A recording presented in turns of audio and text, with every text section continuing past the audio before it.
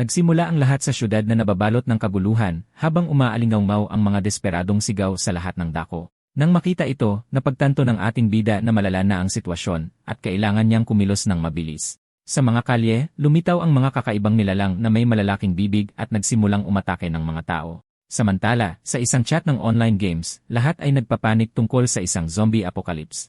Ngunit isang manlalaro ang nagreklamo na ang mga magulang ng kanyang kasamahan ay laging pumapasok sa kanilang mga silid at nag-ingay. Pagkatapos ay gumamit si Linfan ng voice chat para tanungin ang isang kaalyado na may mababang health kung nasa paligid ang kanyang girlfriend. Gulat na gulat ang kanyang kasama, tinanong kung isa ba siyang propeta dahil literal siyang inaatake ng babae.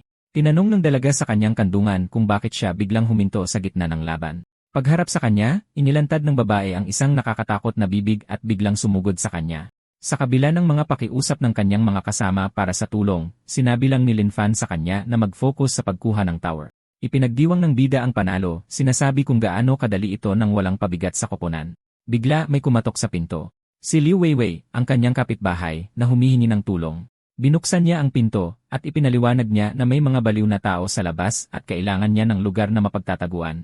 Pumayag ang binata na tumulong ngunit unang hiniling sa kanya na ipikit ang kanyang mga mata, na lumikha ng isang tensyonadong sandali. Agad na sumunod ang kapitbahay, sinabing gagawin niya ang anumang hilingin niya kapalit ng kaligtasan. Sa isang iglap, isang maliwanag na kislap ang humiwa sa hangin patungo sa babaeng nakapikit. Pagkatapos ay sinabi ni Linfan na tinulungan niya ito, at ngayon ay hindi na siya magiging isa sa mga halimaw na yon. Sakto namang lumitaw ang isang system notification na nagpapakita na kumita siya ng isang puntos para sa pagpatay ng isang zombie. Nagpakilala ang ating bida bilang si Linfan, isang simpleng arkitekto na nag-o-overtime lang.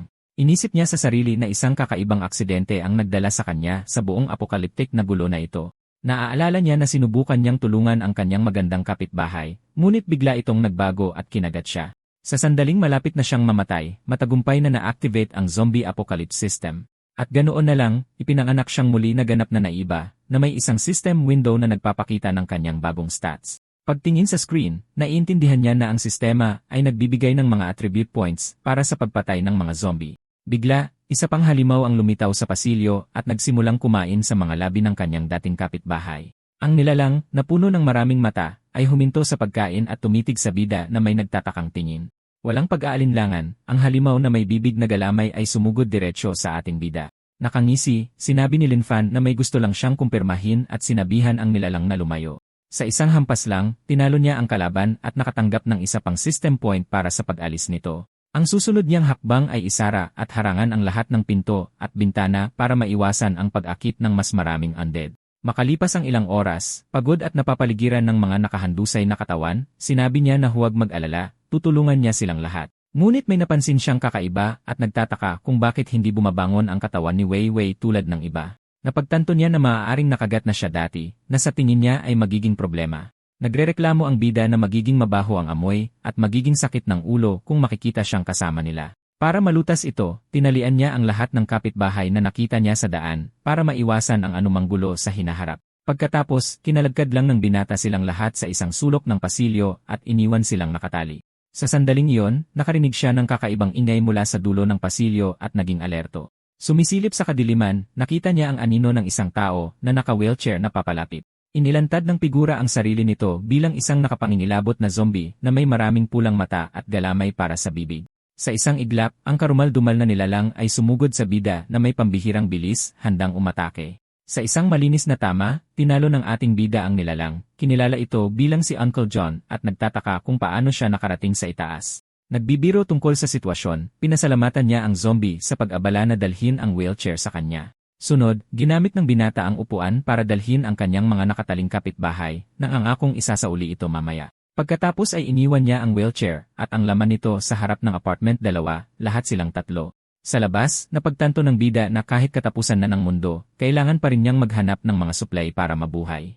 Habang nakatingin sa basurahan, iniisip niya kung ang mga zombie ay itinuturing na nabubulok o recyclable na basura at umuungol sa pag-iisa. Ngunit bigla siyang nakaramdam ng kakaibang presensya at lumingon sa isa sa mga gusali. Sa isang balkonahe ng apartment, nakita niya ang isang kalbong lalaki na nanonood sa kanya, kinikilala ito bilang anak ni Uncle Joe. Kumaway ang kalbong kapitbahay na may kakaibang ngiti, kumikilos na parabang walang mali sa mundo. Naaalala ni Linfan na dati siyang ninanakawan ng lalaking ito, kahit na tumawag siya ng pulis, binugbog lang ulit siya. Sa kasalukuyan, sumigaw ang ating bida, tinatanong ang kanyang kapitbahay kung may problema ba ito sa kanya doon sa ibaba. Nagulat ang kalbong lalaki sa lakas ng loob ng bata na sumigaw ng malakas, iniisip na wala itong takot na makaakit ng mga zombie. Ngunit pagkatapos ay naisip niya na mabuti na lang at tanga ang bata dahil mas madali siyang manipulahin. Nagtaas ng karatula ang lalaki, hinihiling kay Linfan na kumuha ng pagkain at inumin at dalhin sa kanyang pinto. May kalmadong ekspresyon, tahasang tumanggi ang bida na sundin ang utos ng kanyang kapitbahay. Ikinagalit ito ng kalbong lalaki na sinumpa ang bata dahil sa hindi pagsunod sa kanyang mga utos. Kumakalma siya at nagsulat na kung tutulong ang bata, dadalhin niya ito sa isang sikretong base na alam niya. Sa kabila ng bagong alok, nanindigan ang ating bida at muling tumangging tumulong.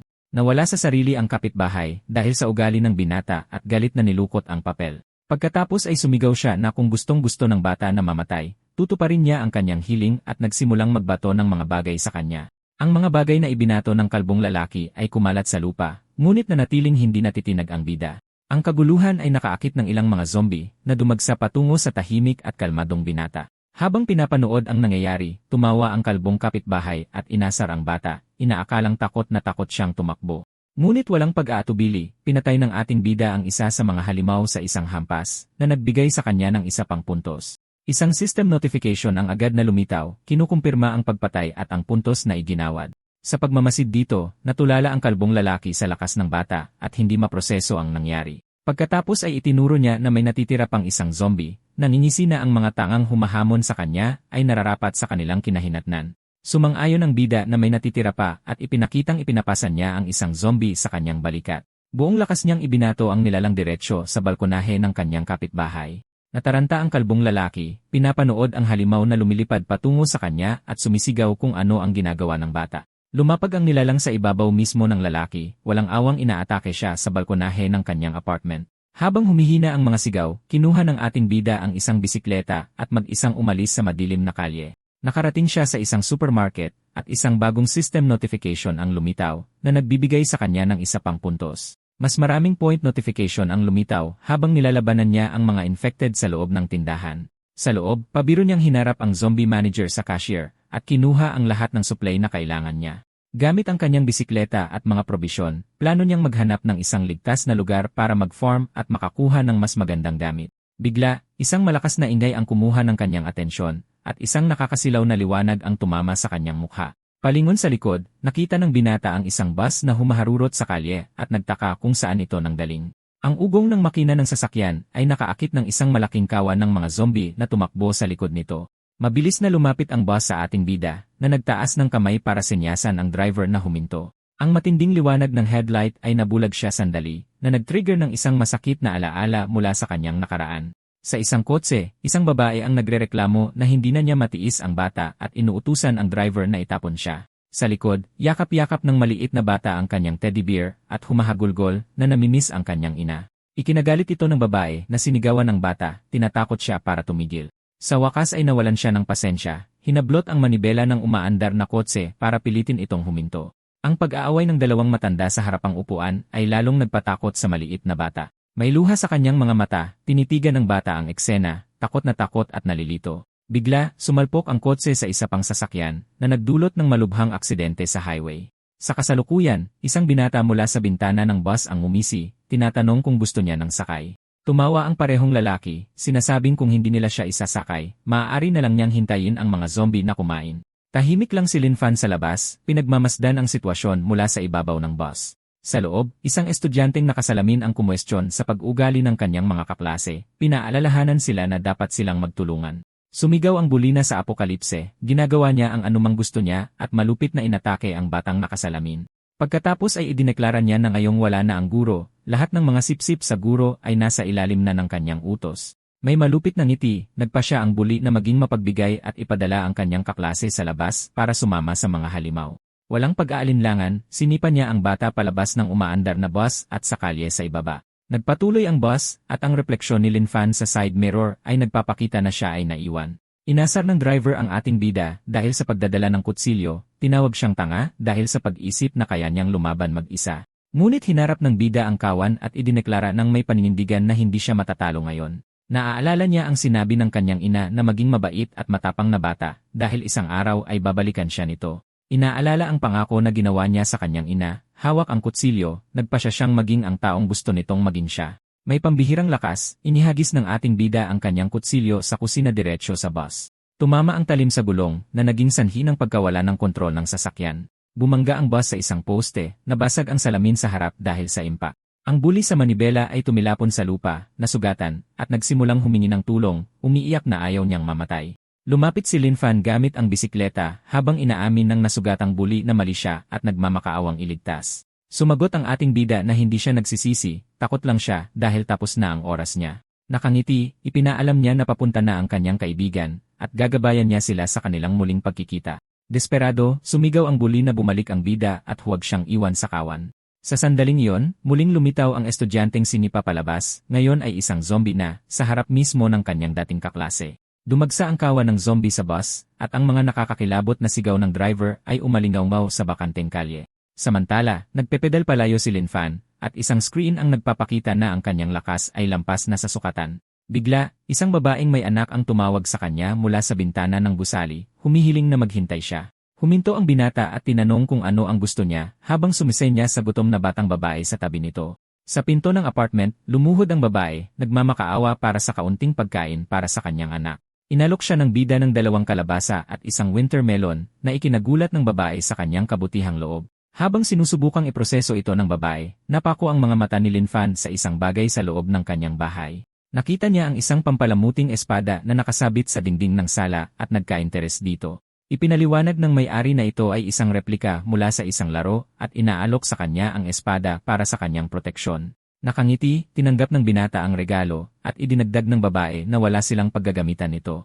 Pinasalamatan niya ito para sa armas at tiniyak sa kanila na tutulong siya kung kakailanganin nila habang iniisip ng batang babae na kakaiba siya.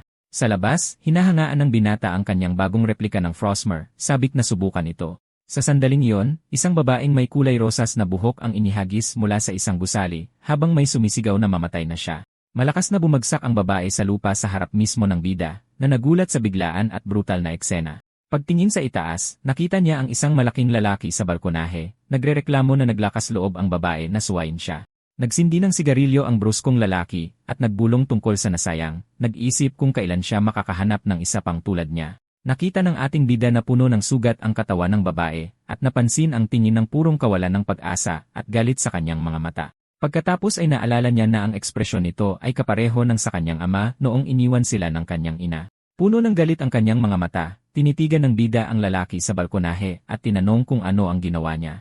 Nagalit ang malaking lalaki, nagtatanong kung sino ang nangangahas na kausapin siya, iniisip na siya lang ang nasa paligid. Pagkatapos ay sumigaw siya na teritoryo niya ang gusali, at kaya niyang gawin ang anumang gusto niya sa mga babae doon. Naramdaman ng panganib, nagpasya si Lin Fan na dapat siyang kumilos para protektahan ang mag-inang tumulong sa kanya. Binuhat ang babae sa kanyang mga braso, naghanda siyang umakyat sa ika-5 palapag para harapin ang kontrabida. Kinutya ng lalaki ang bata sa pagbubuhat ng isang bangkay, tinawag siyang talunan dahil sa pag-aalala sa mga ganoong bagay. Sa isang nagbabantang tono, sinabihan niya ang ating bida na umalis o pagsisisihan niya ito. Umatras ang kontrabida sa kanyang apartment, nagrereklamo tungkol sa kanyang kamalasan na makatagpo ng mga tanga. Naisip niya na dati ay hindi siya nangangahas na gumalaw ng mga babae, ngunit ngayon sa apokalipse, magagawa na niya ang gusto niya. Bigla, isang katok sa pinto ang pumutol sa kanyang pag-isip na ikinagulat niya. Armado ng baseball bat, lumapit siya sa pinto, nag-isip kung may zombie sa kabilang panig. Nagrereklamo ang lalaki na dahil may mga zombie sa pasilyo, magiging mas mahirap humanap ng mas maraming taong paglalaruan. Sumilip sa peephole, nakaharap ng lalaki ang nakakatakot na mukha ng babaeng inatake niya. Napaatras siya sa gulat, lubos na nalilito sa kung ano ang nasa kabilang panig ng kanyang pinto. Samantala, ginagamit ng bida ang malambot na braso ng babae para kumatok, sinusubukang mabuksan ng kontrabida ang pinto. Naramdaman ng bruskong lalaki ang ginhawa nang makita niyang ang bata lang pala yon at sinabihan siyang umalis bago masaktan. May masamang ngiti, iniisip niya na kung sisigaw siya, darating ang mga zombie at lalamunin ng buhay ang bata. Ngunit bago pa siya makakilos, sinira ng ating bida ang security door gamit ang kanyang mga kamay. Lubos na nagulat ang kontrabida sa lakas ng bata, nagtataka kung tao pa ba siya. Sa loob ng apartment, nakita ni Lin Fan ang mga kakaibang gamit at napagtanto niyang ginamit ang mga ito para saktan ang babae. Umungol sa galit ang malaking lalaki, hinihiling na malaman kung bakit dinala ng bata ang isang bangkay sa kanyang bahay. Ang bida, na may nakakakilabot na tingin, ay nagdeklara na dinala niya ito para masaksihan ang kabayarang malapit ng matanggap ng kontrabida. Makalipas ang ilang oras, kinakaladkad ng ating bida ang lalaking may busal sa bibig sa mga kalye patungo sa isang istasyon ng pulis. Nagpupumiglas ang bruskong lalaki at sinusubukang sumigaw, ngunit ganap siyang pinatahimik ng busal. Pagkatapos ay sinabi niya na ang pagdadala ng isang kriminal sa hustisya ay ang pinakanormal na bagay na gawin sa mundo. Sumigaw ang kontrabida na apokalipse na, ngunit kalmadong sumagot ang binata na nakita na niya ito sa mga pelikula. Tinawag siyang tanga ni Linfan dahil sa hindi pagkaalam ng pagkakaiba ng kathang-isip at ng kanilang malagim na katotohanan. Pagdating sa istasyon ng pulis, simpleng inihagis ng bida ang nakataling lalaki sa loob ng gusali. Umungol sa sakit ang bruskong lalaki, nagtataka kung paano naging sapat ang lakas ng bata para ihagis siya ng ganoon. Pagkatapos ay numisi siya, sinasabing wala nang natitira para husgahan siya dahil nagwakas na ang mundo. Ngunit may masamang ngiti, sinabi ng bida na nagkakamali siya. Mayroon nang isang tao dito. Bigla, dose-dose ng pulang tuldok ng liwanag ang lumitaw sa kadiliman, at tumitig ang kontrabida sa takot. Dumagsa ang mga zombified na pulis sa kontrabida habang sinasabi ng ating bida na naghahanap pa rin sila ng hustisya kahit sa kabilang buhay. Kinabukasan, isang grupo na sakay ng armored car ang dumating sa Huang City Library para sa isang misyon. Ang driver na naiwan ay nagsabi sa kanyang mga kasama na mag-ingat ng husto doon. Ang leader ng grupo, isang babae na naka-business suit, ay inutusan ang kanyang mga tauhan na mag-focus sa paghahanap ng mga medical textbook. Pagpasok, isang henchman ang napabuntong hininga sa ginhawa, nagkomento na maswerte sila dahil walang mga zombie.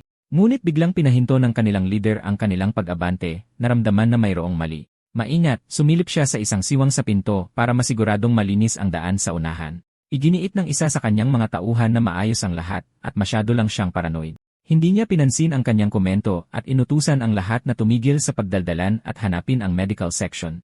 Bigla na lang, lumitaw si Linfan na may palakaibigang ngiti at binati ang nagulat na grupo. Napaatras sila sa gulat at isang lalaki ang tumuro sa kanya, iniisip na isa siyang nagsasalitang zombie. Nilinaw ng ating bida na tao siya, ngunit tinanong ng kahina-hinalang leader kung ano ang ginagawa niya dito. Hawak ang isang libro, sarkastiko siyang sumagot na nagbabasa siya, dahil, tutal, isa itong library. Bumulong ang isang henchman sa kanyang boss na may punto ang bata, ngunit galit siyang sinabihan na tumahimik. Sinabi ni Linfan na ayaw niya ng gulo at magalang na hiniling sa kanila na hinaan ang kanilang mga boses. Habang papalayo siya, nakilala ng isa sa mga lalaki ang espada ng bida at bumulong na baliw na talaga ang bata. Pagkatapos ay inutusan ng leader ang kanyang mga tauhan na manahimik at iwasan siyang harapin sa anumang paraan. Naramdaman niya ang isang mapanganib na aura mula sa kanya at hinimok ang kanyang koponan na kunin ang mga libro para makaalis na sila. Mabilis na kumilos ang grupo, nagmamadali sa mga estante para sa mga medical na libro. Ngunit natigilan muli ang babae, nakikita ang bida na kalmadong nakaupo sa isang mesa, nagbabasa. Sumiklab ang hinala ng leader at direkta siyang tinanong kung ano ang gusto niya sa kanila. Ipinaliwanag ng ating bida na kailangan nilang i-check out ng maayos ang anumang libro na kukunin nila dahil pag-ari ito ng publiko. Natulala ang grupo, nagtataka kung saang mental institution siya nakatakas. Tinanong ng babae kung may ideya ba siya sa nangyayari sa labas, tinawag siyang ganap na delusyonal. Kalmadong nakaupo, sumagot siya na alam niya ang tungkol sa apokalipse, ngunit bukod doon, hindi gaanong nagbago ang mga bagay. Nagdududa pa rin ang team leader sa kanyang mga salita, ang kanyang mukha ay isang maskara ng lubos na hindi paniniwala. Nainis ang isa sa kanyang mga tauhan, sinabing dapat na lang nilang alalahanin ang sarili nilang gawain at umalis. Sumang-ayon si Linfan at nagpakilala, nag-aalok ng tulong kung mapanganib ang kanilang daan pabalik. Natahimik ang grupo sa kakaibang alok, nakatitig sa kanya na may lubos na pagkalito. Pagkatapos ng mabilis na pasasalamat, nagpa siya silang tumakas ng mabilis hanggat maaari, kumbinsido na siya ay mapanganib na wala sa sarili. Mag-isa sa library, nang hinayang ang ating bida na umalis sila ng napakabilis nang hindi man lang nagpapalitan ng pangalan. Nagpa siya siyang mag-focus sa pag-aaral ng agrikultura para maging self-sufficient. Sa malayo sa isang underground base, napansin ng isang siyentista na tumataas ang cellular activity sa mga infected. Nagtanong ang isa pang mananaliksik kung nangangahulugan ba ito na nag-evolve ang mga halimaw habang sinusuri nila ang isang specimen. Pinag-uusapan ng dalawang nakatataas ang paglikha ng isang antibody, ngunit ang virus ay hindi katulad ng anumang naranasan na nila. Isa sa kanila ay nagteteorya na ang mga zombie ay talagang mga muling nabuhay na patay, nabubuhay sa isang bagong anyo. Pabalik sa complex, nahanap ni Linfan ang perpektong lugar para simulan ang kanyang community garden.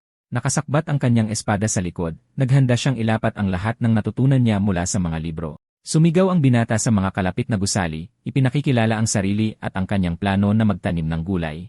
Pero nakuha ng kanyang mga sigaw ang atensyon ng maraming zombie na tumakbo papunta sa kanya. Gayunpaman, hindi sila kalaban sa kanya at madali lang silang napatay isa-isa. Hawak ang kanyang espada, hinarap ng bida ang kawan ng walang bahid ng takot. Sa mabilis at tiyak na galaw, pinatay niya ang bawat halimaw at nakakuha ng maraming system points. Nasiyahan sa kanyang ginawa, sinabi niya na maaari na siyang magtanim ng hindi nag-aalala sa pag-atake ng mga zombie.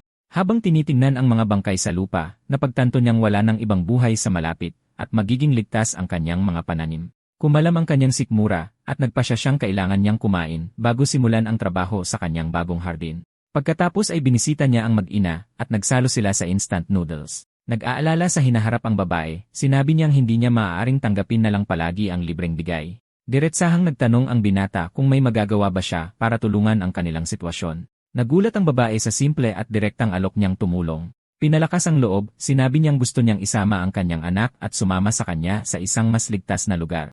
Nasiyahan ang bida sa ideya at nag-alok na tulungan silang lumipat sa kanyang lugar. Nalito ang babae sa usapang upa, iniisip kung nasa isang planeta pa ba sila. Samantala, sa ibang gusali sa lungsod, isang grupo ng mga nakaligtas ang nahihirapang harapin ang apokalipse.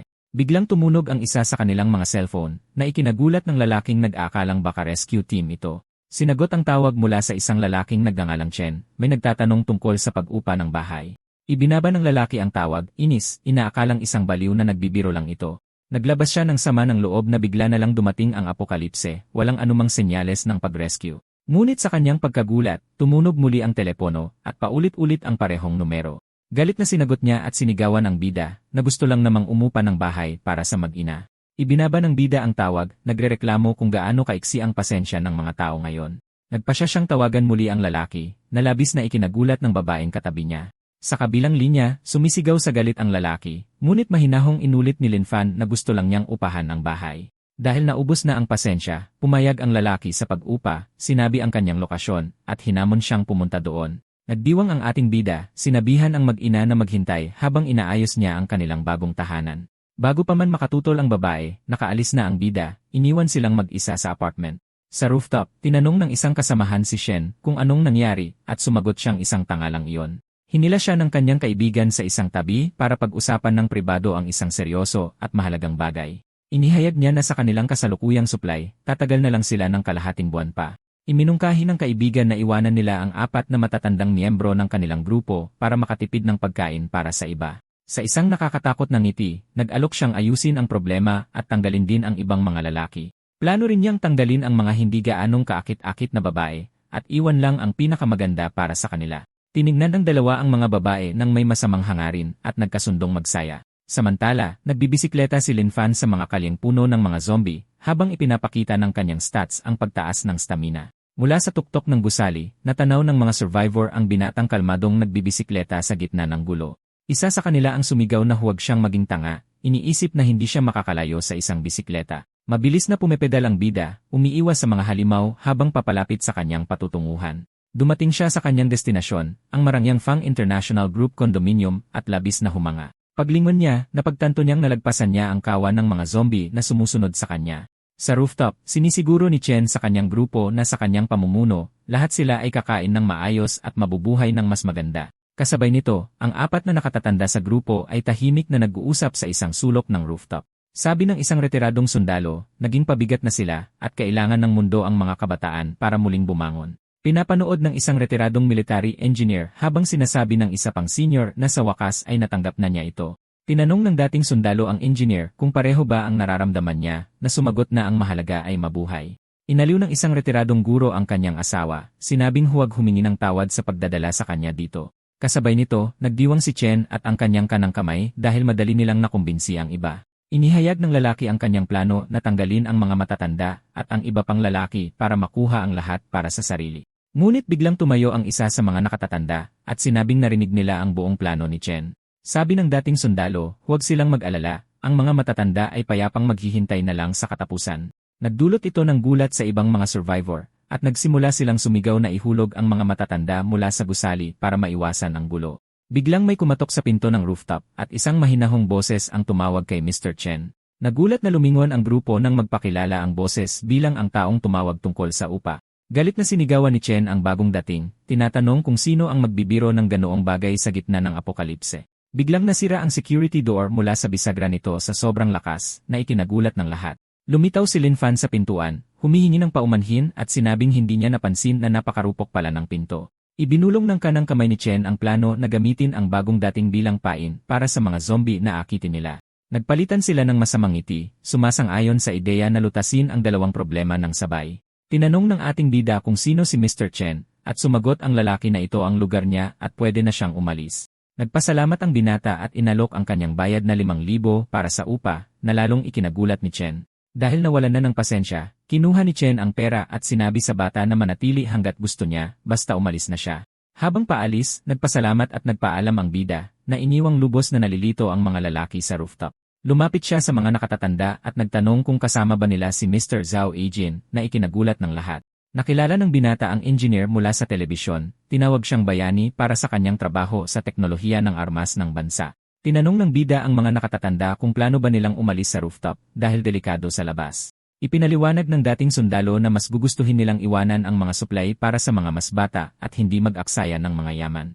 Sa isang determinadong tingin, hinarap ng binata ang mga nakatatanda at naging seryoso ang kanyang ekspresyon. Natakot ang grupo ni Chen sa tingin ng binata at napagtanto ng kanilang leader na siya ay lubhang mapanganib. Inalok ng ating bida ang mga nakatatanda ng kanyang proteksyon, sinasabing sapat siyang malakas para mapanatili silang ligtas.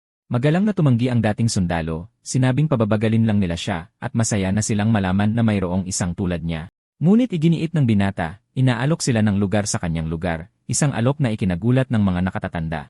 Nang hindi sila binibigyan ng pagkakataong tumanggi, hinawakan ng bida ang mga nakatatanda sa kamay at inilayo sila. Sinubukan silang pigilan ng kanang kamay ni Chen, ngunit pinigilan siya ng leader ng grupo, sinabing hayaan na silang umalis. Ipinaliwanag ni Chen na hindi nagbago ang kanilang plano at hindi makikialam ang binata sa kanilang mga layunin. Sa isang masamang ngiti, inihayag niya na gagamitin nila ang mga nakatatanda para akitin ang mga zombie at patayin ang lahat. Habang bumababa sila sa hagdanan, ginamit ng bida ang kanyang espada para tanggalin ang mga harang sa kanilang daan. Pagkatapos ay tumingala siya sa gusali at nakita ang grupo ni Chen na nanonood sa kanila mula sa gilid ng rooftop. Nagsimulang maghagis ng mabibigat na bagay ang mga tauhan ni Chen mula sa bubong para makuha ang atensyon ng mga zombie. Nasindak ang mga nakatatanda sa kalupitan ng mga kabataan, nagtataka kung paano sila naging ganoon kasama. Ngunit ang bida, na may malamig na tingin, ay nagsabing mas malala pa sila sa inaakala nila at hindi sila titigil. Napagtanto ng dating sundalo na plano ng grupo ni Chen na gamitin sila bilang pain para sa mga gutom na zombie. Napansin ng retiradong engineer ang isang kakaibang bagay sa lupa at tinanong ang kanyang mga kasama tungkol dito. Namangha siya sa dami ng mga bangkay ng zombie na nakakalat sa courtyard ng kondominium. Nagdududa ang dating sundalo na may nakahanap na ng paraan para patayin ang mga halimaw ng ganoon kadali. May kumpiyansang ngiti, ipinaliwanag ng bida na kinailangan niyang linisin ang mga zombie para makarating sa kanila. Lubos na natigilan ang mga nakatatanda sa revelasyong ito, sumisigaw sa hindi paniniwala sa kapangyarihan ng binata. Sa rooftop, walang marinig ang mga tauhan ni Chen, at nagtataka ang isa kung bakit napakaraming bangkay sa ibaba. Nag-alin lang ang lumapit si Chen sa gilid para makita mismo kung ano ang nangyari. Matapos makumpirma ang eksena, nagulat siya na pagtantong mas malakas ang binata kaysa sa inaakala niya. Sa isang desperadong hakbang, sinubukan ng kanang kamay ni Chen na ihulog ang isa sa kanilang mga tauhan mula sa gusali. Lumingon ang lalaki sa grupo, nagtatanong kung bakit kakaiba ang tingin sa kanya ng lahat. Inanunsyo ng kontrabida na kung hindi maakit ng mga bagay ang mga zombie, gagamitin nila ang amoy ng laman ng tao bilang pain. Pinuri ni Chen ang katalinuhan ng kanyang mga tauhan habang nagsisigawan ang iba para sa masamang plano ng grupo. Biglang may mga sigaw ng sakit mula sa rooftop at napalingon sa gulat ang bida. Lumitaw ang mga zombie sa bubong at sinimulang atakihin ang mga survivor na walang matatakasan. Mula sa tuktok ng gusali, pinanood ng mga tauhan ni Chen ang resulta ng kanilang plano at ipinagdiwang ang kasawian ng iba. Natakot ang mga nakatatanda nang makita nilang papalapit ang mga zombie sa ibang mga survivor sa itaas. Tinanong ng bida ang dating sundalo kung may kotse siya dahil hindi kakayanin ng kanyang bisikleta ang lahat. Nakangiti, sinabi niyang hindi kayang dalhin ng kanyang bisikleta ang ganito karaming tao at kailangan nila ng ibang sasakyan. Pagkatapos ay sinabihan niya ang nakatatanda na mauna na, sinabing kailangan niyang asikasuhin ang isang bagay bago sila magkita-kita muli. Sinubukan siyang kumbinsihin ng mga nakatatanda na sumama sa kanila, ngunit iginiit ng binata na mas mahalaga silang buhay kaysa sa kanya. Sinabi ng retiradong engineer sa iba na kumalma, nagtitiwalang may plano ang binata. Samantala, hinarap ng bida ang kawan ng zombie, kinukutya ang kanilang kahinaan sa pisikal na lakas. Mag-isa, hinarap niya ang kumpol ng mga zombie na nagsisiksikan sa isang nakakandadong security gate. Mula sa rooftop, pinanood ni Chen at ng kanyang kasama ang eksena, nagtataka kung bakit tumakbo ang binata diretsyo sa kawan. Tumawa si Chen, na pagtantong binuksan ng bata ang gate para sa mga zombie at ngayon ay tumatakas sa takot. Humalakhak siya, sinasabing ang pagtakbo ay isang pangunahing survival instinct na kahit isang tanga ay hindi kayang labanan. Ngunit napansin ng kanang kamay ni Chen na may mali sa direksyon ng takbo ng binata. Napagtanto ng dalawa na inaakit ng bida ang kawan ng zombie diretsyo sa kanila. Sumugod ang kawan ng mga zombie patungo sa gusali ng mga survivor, gutom sa laman. Pagdating sa pasukan ng gusali, lumingon ang ating bida sa mga lalaki sa bubong at tinanong kung ano ang kanilang ginagawa. Sa isang mapanuksong ngiti, sinabi niyang sinusubukan lang niyang tumulong at dinala sa kanila ang mga zombie na gusto nila. Sinugod ng kawan ng gusali, umakyat sa hagdanan patungo sa rooftop kung saan nakakulong ang mga survivor. Nagsimulang magpanik ang grupo, sumisigaw sa takot habang papalapit ang mga zombie. Malayo sa gulo, tinawag ng bida ang lahat para maghapunan sa isang bago at ligtas na apartment sa complex. Sama-sama silang kumain, nagpapasalamat sa bida sa pagligtas sa kanila at pagbibigay ng bagong pag-asa. Tinitigan ng batang babae na si Fei Fei ang binata at tinanong kung bakit ganoon ang tingin niya sa kanya. Tinanong ng bida kung nasaan ang kanyang school backpack na ikinalito ng bata. Ipinaliwanag niya na si Lola Liang, isang retiradong guro, ay maaaring magturo sa kanya kahit sa gitna ng apokalipse. Nagreklamo ang batang babae sa kanyang ina, sinasabing ayaw niyang mag-aral sa katapusan ng mundo. Inaliw siya ng kanyang ina, sinabihan siyang makinig dahil ang pag-aaral na lang ang tanging magagawa niya. At ganoon na nga, tinanggap ng Sunshine Condominium ni Lin Fan ang 6 na bagong residente na nagbigay buhay sa lugar. Nagpaalam ang binata para itapon ang basura at kunin ang backpack ng bata, iniwan ang iba sa mesa. Sa labas, 2 zombie ang pagalagala sa mga kalsada, papunta sa isa sa mga bahay sa complex. Ngunit bago sila makalapit, 2 tiyak na palaso ang tumama sa kanilang mga ulo na agad silang pinatay. Mula sa isang bintana, ipinagdiwang ng isang binata na may pana ang madaling trabaho, sinasabing napakadali lang linisin ang mga kalsada. Sa isang garahe, pinag-uusapan ng grupo mula sa library ang kanilang sitwasyon sa supply at ang lokal na water treatment plant. Biglang isang malakas na ingay ang gumulat sa mamamana na nagtataka kung ano ang nangyayari sa labas. Isang malaking pagsabog ang umalingaw sa mga kalye na nakuha ang atensyon ng bawat zombie sa malapit. Pinanood ng leader ng grupo ang eksena, nagtataka kung sino ang nasa tamang pag-isip na gagawa ng ganoong mapanganib na gulo. Sa gitna ng gulo, isang babae ang tumatakbo para sa kanyang buhay, sumisigaw ng tulong habang hinahabol ng kawan ng mga zombie. Bigla na lang, isang kuko ng halimaw ang tumagos sa dibdib ng isang zombie na pinatay ito sa isang iglap. Isang higante at maskuladong zombie ang lumitaw sa harap ng babae na ikinatakot ng lahat ng nakasaksi. Nagulat ang leader ng grupo sa mutation, nagtataka kung totoong nag-evolve ang mga halimaw. Bigla na lang, isang gumagalaw na basurahan ang lumitaw sa kalye, at isang kakaibang ingay ang nakakuha ng atensyon ng lahat. Nagulat ang babae sa bagong gulo, natatakot na isa pang higanteng zombie ang lumitaw. Nabangga ng basurahan ang higanteng zombie, at humingi ng paumanhin si Lin Fan sa pagkakabangga ng may ngiti. Inanyayahan ng bida ang halimaw na mag-jogging sa gabi bilang kabayaran sa aksidente. Nakilala ng leader ng grupo sa library ang binata, nagulat na makita siyang muli sa ganoong sitwasyon. Naisip ng isa sa kanyang mga tauhan na inilayo niya ang zombie, at salamat sa kanya, ligtas na sila ngayon. Lumayo ang kamera, ipinapakita ang bida na tumatakbo sa mga kalye, habang may higanting zombie na humahabol sa kanya. Pagod na sa pagtakbo, nagpa siya ang bida na kalimutan ang tapunan ng basura at maghanap ng ibang lugar para itapon ito. Bigla, tinawag siya ng isang grupo ng mga lalaki mula sa isang balkonahe, tinatanong kung ano ang ginagawa niya sa ibaba. Ipinaliwanag niyang naghahanap lang siya ng lugar para itapon ang kanyang basura dahil puno na ang basurahan ng komunidad. Pinagtawanan siya ng mga lalaki, kinukutya ang bata sa pag-aalala sa basura sa gitna ng apokalipse. Kinuwestiyon ng bida kung hindi ba normal na gawin ang pagtatapon ng basura at nag-alok na tumulong kung kailangan nila.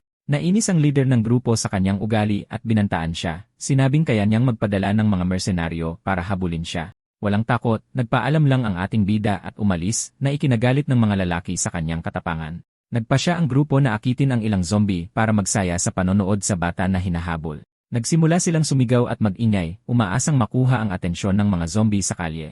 Ngunit sa kanilang pagkagulat, nanatiling tahimik ang kalye na walang anumang senyales ng mga zombie. Nalilito, iniisip nila kung nawala na ba ang lahat ng zombie, hanggang sa may mapansin ang isa sa kanila na papalapit.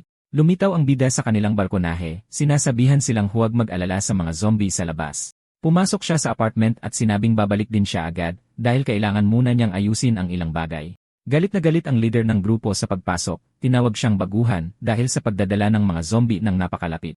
Bigla, isang malakas na ingay mula sa bubong ang gumulat sa lahat, at napagtanto nilang hindi sila nag-iisa. Nagtanong ang isa sa mga lalaki kung ano ang gumagawa ng ganoong ingay, at maingat silang lumapit sa bintana para mag-imbestiga. Isang halimaw na may pulang mata ang lumitaw sa bubong at umungol sa mga natatakot na lalaki. Sa labas, pinagmamasdan ng bida ang eksena at nagkomento na mukhang nagkakasundo naman ang mga lalaki at ang mga zombie. Nakarinig siya ng kakaibang ingay mula sa isang kalapit na bookstore at nagpa siyang imbestigahan kung saan ito galing. Papalapit sa tindahan, narinig niya ang parang iyak ng sanggol at pumasok para tingnan kung ano ang nangyayari. Habang umaakyat sa hagdan ng bookstore, iniisip niya kung posibleng may isang sanggol na nag-iisa dito. Pagdating sa itaas, bumungad sa kanya ang isang babaeng may lubid sa leg. Napagtanto niyang buhay ang bata at nagtataka kung bakit gagawin ng ina ang ganoong huling desperadong desisyon. Naisip ng bida na sumuko na lang ang babae sa pag-aalaga sa sarili niyang anak. Sa pagtingin ng malapitan, nakita niyang may hawak na umiiyak na sanggol ang babae. Dahan-dahan niyang kinuha ang bata at inalo ito, nang angakong aalisin sila sa sitwasyong iyon. Sa tabi ng sanggol, nakahanap siya ng isang talaarawan at nagpa siyang basahin ito para maintindihan kung ano ang nangyari dito. Sa talaarawan, ipinaliwanag ng ina na wala ng pagkain o rescue at paubos na ang kanyang oras. Para maiwasang saktan ang kanyang anak, sinira niya ang sariling mga ngipin at tinakpan ng duct tape ang kanyang bibig. Nagpaalam na siya sa huling pagkakataon, hinihiling sa sinumang makakahanap sa kanyang anak na hayaan itong magmahal, kahit napabigat pa ito. Naantig sa kwento, nangako ang bida sa babae na gagawin niya ang lahat para matulungang mabuhay ang kanyang anak. Bigla, isang bola ng basketball ang nahulog sa sahig na may kakaibang kalabog na ikinagulat ng binata. Lumingon siya at nakita ang bola na tumatalbog ng kusa sa sahig ng madilim na bookstore at naging alerto. Mula sa kisame, isang nakakatakot na nilalang na may pulang mata at matatalas na ngipin ang tumalon para atakihin siya. Bahagyang nakaiwas ang ating bida, napagtantong mas mabilis ang halimaw na ito kaysa sa alinmang zombie na nakaharap niya. Nagtataka siya kung paano nakaligtas ang sanggol na may ganoong kalakas na zombie sa malapit, at isang ideya ang pumasok sa kanyang isip. Napagtanto ng bida na ginagamit ng zombie ang iyak ng sanggol bilang pain para mangakit at mangbiktima. Sumugod muli ang nilalang, ngunit sa pagkakataong ito, handa nang lumaban ang binata at hinarap ito. Sa isang malinis na hiwa mula sa kanyang espada, tinalo niya ang evolved zombie, at nakakuha ng 3 puntos mula sa system. Hawak ang sanggol, nagtataka siya kung ano ang nangyayari dahil ang mga zombie na nakaharap niya ay hindi matalino. Napagtanto niyang natutunan ng zombie na gumamit ng pain sa pagbabasa ng mga libro, na nagpapatunay na ang kaalaman ay tunay na kapangyarihan. Sinamantala ang pagkakataon, nagpa siyang kumuha ng ilang libro at gamit pang eskwela para sa maliit na si Weiwei. Samantala, sa isang underground na base sa disyerto, sinusuri ng mga siyentipiko ang mga pagbabago sa impeksyon ng zombie. Isang siyentipiko ang may hawak na pulang kristal na kinuha mula sa ulo ng isang mutant na zombie at sinusuri ito. Ipinaliwanag ng isang opisyal ng militar na natagpuan nila ang kristal habang sinusuri ang mga kakaibang labi ng halimaw. Humiling ang siyentipiko ng buong ulat tungkol sa nilalang para mas maunawaan ang mutation. Iniulat ng isang sundalo na tumama ang unang bala ng sniper sa ulo ng zombie, ngunit hindi sapat para pigilan ito. Kahit na may tama sa ulo, patuloy na sumugod ang halimaw patungo sa base sa napakabilis. Natumba lang ang zombie matapos ang sunod-sunod na putok na tuluyang sumira sa ulo nito. Natigilan ang opisyal. Hanggang ngayon, sapat na ang isang tama sa ulo para patayin ang anumang zombie. Napagtanto ng siyentipiko na nag-evolve ang mga zombie para maging immune sa mga tama sa ulo. Nag-aalala siya para sa hinaharap dahil ang kanilang ilang natitirang mga base ay lalong napapalayo sa isa't isa. Nagmungkahi ang opisyal ng isang ideya batay sa mga nobelang zombie na dati niyang binabasa. Ipinaliwanag niya na sa mga librong iyon, tinalo ng mga tao ang mga zombie para makakuha ng mga kristal at maging mga superhuman. Lubos na nalito ang siyentipiko sa ideya na gamitin ang mga nobelang zombie bilang batayan para sa kanilang pananaliksik.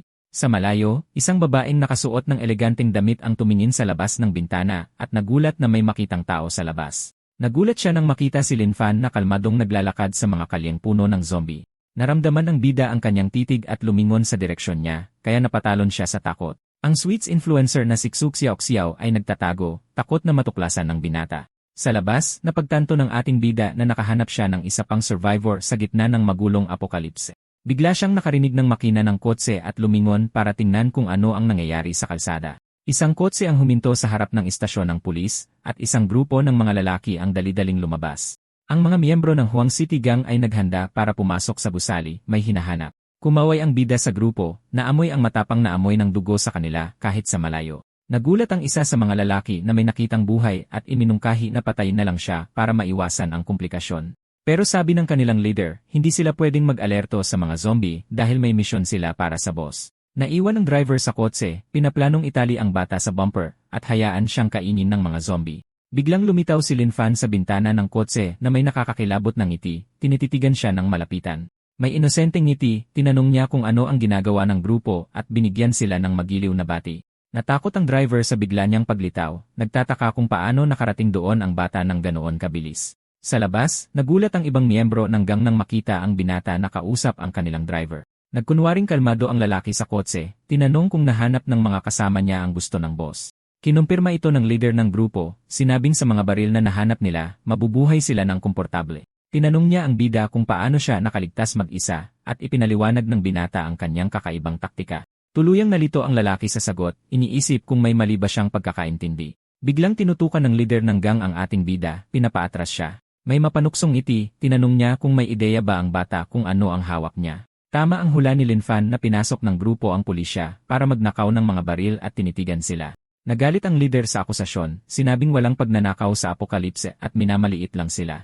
Bago siya makapagpaputok, tinagpas ng bida ang kanyang braso sa isang mabilis at tiyak na galaw ng kanyang espada. Sarkastiko siyang humingi ng paumanhin, sinabing nasanay na siyang pumatay ng mga zombie, kaya nakalimutan niyang tao sila. Isa pang miyembro ng gang ang tumutok ng baril sa binata, pinagbabantaan siya dahil sa pag-atake sa kanilang leader. Pero bago niya makalabita ang gatilyo, hinati ng bida ang kanyang armas sa isang hiwa lang ng espada.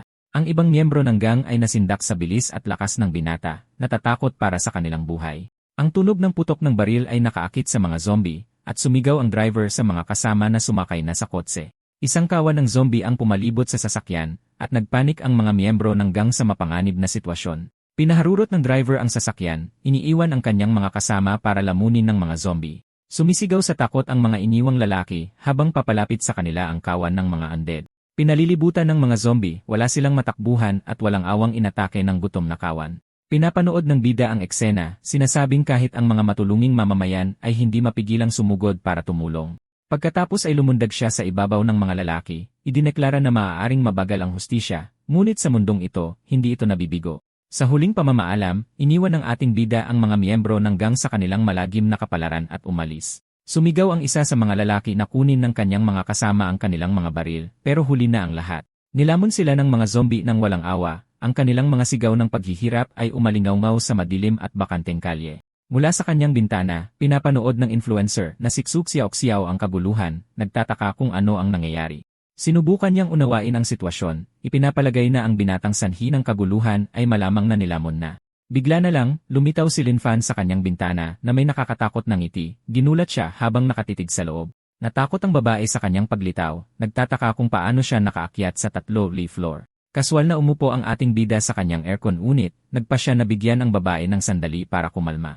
May plano sa isip, nagpa siyang bisitahin siya araw-araw para ipakita na hindi siya banta. Kaya nagpanik siksuk siyaw-siyaw, napagtantong natagpuan na siya at mahigpit na hinawakan ang kutsilyo. Iniisip niya sa sarili na hindi siya makakatakas at mas gugustuhin pang saktan ang sarili kaysa hayaan siyang hawakan siya. Samantala, sa isang mamahaling lugar, huminto ang isang kotseng puno ng dugo at may sumigaw sa desperasyon. Ang kalbong alagad na tumakas mula sa istasyon ng pulis ay tumakbo papasok, nagbabala sa kanyang boss na may nangyaring masama. Ang lider ng gang, isang lalaking nagngangalang Wong Dafiu, ay kalmadong nagtanong kung ano ang nangyari habang humihitit ng tabako. Ipinaliwanag ng lalaki na nakasagupa sila ng isa pang grupo sa istasyon at naambush sila. Pero sa isip niya, naaalala niyang iniwan niya talaga ang lahat para iligtas ang sarili niyang balat. Ang katahimikan ng boss ay nagpatakot sa alagad na alam na napakalakas ng kanyang amo. Malamig na pinatay ng leader ang kanyang tabako sa noo ng lalaki at tinanong kung bakit hindi siya namatay kasama ng iba. Tiniis ng alagad ang sakit ng tahimik, takot na kung masusugatan niya ang kanyang boss ay mapapatay siya. Pautal-utal, sinabi niyang pwede pa siyang maging kapaki-pakinabang at nag-alok na magpatuloy bilang driver ng boss. Pinaalis siya ni Wong Dafu at nagmamadaling lumabas ang lalaki sa kwarto ng leader. Nag-isip ang boss na kailangan niyang maging maingat dahil may isa pang makapangyarihang grupo na kumikilos sa lungsod. Sa paglipat ng eksena, makikita natin ang Sunshine Condominium kung saan nakatira ang bida kasama ang ibang mga survivor. Isa sa mga matatandang babae ay nagtatanim ng buto, sinasabing kakailanganin niya ng mas marami sa susunod. Samantala, pinapatibay ng dalawang ginoo ang mga gate, tinitiyak ang kaligtasan ng lahat sa loob. Ang retiradong guro ay nagtuturo kay maliit na Fifi na nagrereklamo sa pag-aaral ng agham. Nalulula ang munting bata sa napakaraming libro na kailangan niyang basahin. Sakto, dumating si Linfan na may dalang bagong school backpack para sa bata at pinuri siya ng husto. Naantig sa regalo, nagsimulang umiyak ang bata, at nagbiro ang bida na siguro'y gustong-gusto niyang mag-aral. Biglang umiyak sa kanyang mga braso ang sanggol na nailigtas, na ikinagulat ng ating bida. Tinanong ng ina ni Fifi ang tungkol sa bata, at sinabi niyang gusto niyang ipasuri ito sa dating army medic. Lumapit ang matandang babae na isang doktor at apurahang hiniling na dalhin sa kanya ang sanggol. Makalipas ang ilang sandali, mas kalmado na ang sanggol, pero ang kanyang katawan ay puno ng mga pantal at sugat. Ginagamot ng dating mediko ang mga sugat, sinasabing buti na lang at natagpuan nila siya sa tamang oras, dahil napakahina ng bata. Tinanong niya ang pangalan ng bata, at sinabi ng binata na Mengmeng lang ang nabanggit sa diary ng ina. Iminungkahi ng babae na gamitin ng bata ang kanyang apelyido, ngunit tumanggi ang binata, nais parangalan ang ina nito. Nag-alok ang ina ni Fei Fei na alagaan ang bata dahil wala namang karanasan ang ating bida sa mga sanggol. Nagpasalamat siya, iminungkahi na siya sa umaga at siya naman sa gabi, ngunit may biglang tumawag sa kanyang pangalan. Lumingon ang bida, nagulat sa sigaw at nagtanong kung ano ang emergency. Isa sa mga nakatatanda ang desperadong sumigaw mula sa barikada, nagbabala na puno ng undead ang kalye. Nagulat, hindi makapaniwala ang ating bida, iniisip kung paano ito posible gayong nilinis na niya ang buong lugar. Nagsimula siyang maghinala na baka nag-evolve na ang mga halimaw at mayroon ng katalinuhan. Sa sandaling iyon, isang truck ang humarurot sa kalye, hila-hila ang isang malaking kawan ng mga zombie sa likod nito. Sa loob ng sasakyan, isang lalaking nakasalamin at sombrero ang walang tigil na bumubusina para makaakit ng mas maraming atensyon. Ipinaliwanag ng nakatatanda na sinadya ng driver ang pag-ingay para ilayo ang mga zombie sa kanyang tindahan. Sumisilip sa barikada, kinumpirma ng bida ang kwento, sinabing nakita rin niya ang buong pangyayari. Nang malinis na ang daan, isang grupo ng mga survivor ang lumabas mula sa kanyang tindahan para kumuha ng mga supply. Sa mga security monitor, napansin ng mga nakatatanda na nag-u-turn ang truck at pabalik na. Nalito ang binata sa manyobra ng driver, hindi maintindihan ang kanyang plano. Pagkatapos ay bumilis ang takbo ng truck direkta patungo sa grupo ng mga survivor sa labas ng tindahan. Napagtanto ng mga lalaki na sinusubukang iwan sila ng driver at nagsimula silang magpanik.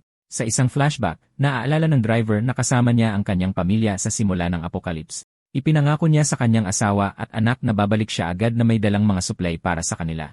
Pero nang lumabas siya para sa pagkain, napalibutan siya ng mga zombie at isang truck ang biglang lumitaw. Dalawang lalaki ang lumabas at iniligtas siya mula sa mga undead gamit ang isang kalasad at isang tubo ng bakal. Nakaluhod, nagmakaawa siya sa kanila para sa tulong at pagkain para sa kanyang asawa at anak na naghihintay sa bahay. Sa kanyang pagkagulat, pumayag ang leader ng grupo na tumulong at inanyayahan siya sa isang ligtas na silungan. Ngunit nang makita nila ang kanyang asawa, inihayag ng mga lalaki ang kanilang tunay na intensyon at hinalay siya. Samantala, nakatali ang driver, pilit na pinapanood ng walang magawa. Desperado, sumigaw siya ng buong lakas, ngunit walang sinuman sa paligid upang tulungan siya. Sinubukan ng kanyang asawa na lumaban, ngunit sa huli ay inihulog mula sa tuktok ng isang gusali ng mga umatake sa kanya. Hindi nakaligtas ang babae sa pagkahulog na nag-iwan sa driver na wasak dahil sa kalupitan ng mga lalaki. Pabalik sa kasalukuyan, nanumpa ang lalaki ng paghihiganti, nang angakong hindi makakalabas ng buhay ang mga hayop na iyon. Puno ng galit ang kanyang mga mata, inapakan niya ang accelerator para sagasaan ang kanyang mga dating kasama. Bumangga ang truck ng may matinding lakas na nagdulot ng malaking pagsabog sa harap ng kondominium. Dahil sa ingay, nagpa siya si Linfan na mag-imbestiga, bagamat sinubukan siyang pigilan ng isa sa mga nakatatanda. Sa gitna ng mga wasak na gamit, napapaligiran ang driver ng mga zombie na walang matatakasan. Sakto, lumitaw ang bida at sinabihan ang mga zombie na umalis at huwag gumawa ng gulo. Tinitigan ng mga undead ang binata, lubos na nalilito sa kanyang kakaibang hiling. Ngunit binaliwala siya ng mga zombie, sumusugod at umuungol patungo sa ating bida. Nawala ng pasensya, sinabi niyang walang silbi ang mabuting payo sa mga tiyak na ang kapahamakan at pinatay ang isang halimaw.